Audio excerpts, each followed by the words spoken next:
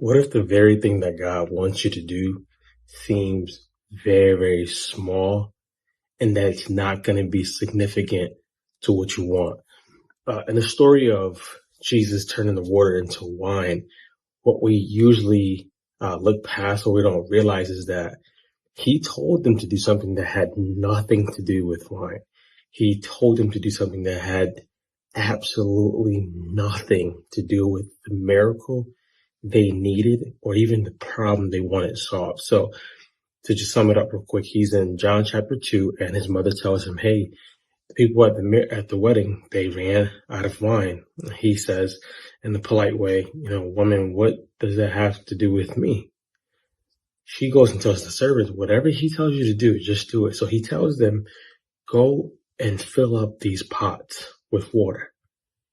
This would make it so backwards because that water is not going to just turn into wine. I thought he would say something like, go see if we can borrow wine or something of that nature. But he tells them to fill up the pots. They fill up the pots and then the water becomes wine. But how does this relate to us in our regular life? I've been in a series of studying discipleship. What does it mean? How do I walk it out and obeying God in things that don't seem like the culture? If you didn't know, God is not the culture. It's usually the opposite. While the culture is screaming, build your personal brand, God is like, deny yourself. Use the platform the way I want you to use it versus the way how everybody else might be using it. And I've had Instagram pages shut down. I've had so many things happen to get me to this place of realizing, how does God want me to use it? What does God want me to do with it? Use it as a tool versus as an idol.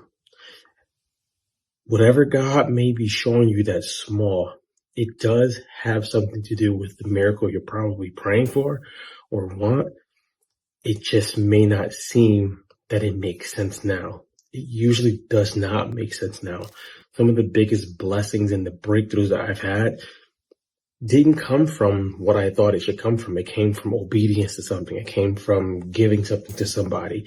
It came from making a video. It did not come from what I thought it should have been. The Bible talks about his ways not being our ways and his thoughts not being our thoughts. Another thing you want to think about, if God is telling you to do something and it doesn't seem that it matches what you want, sometimes he's working on your obedience and your trust. Obedience is better than sacrifice. Trust is something that you have to have with God. And usually your trust is tested on every level that you're on. You don't just trust God today and then say that's it. It's usually tested on each level. The Bible talks about not despising small beginnings. I want to encourage you today. If God is showing you something or telling you to do something that seems small, don't ignore it. Don't think because it has nothing to do with that I shouldn't do it. Even if God's saying, hey, I want you to take a break from social media, or I want you to start speaking about me on social media. Hey, I want you to build this thing in private. Goes against what we know, because we know if you want to build something, you got to promote, self-promote, all that stuff.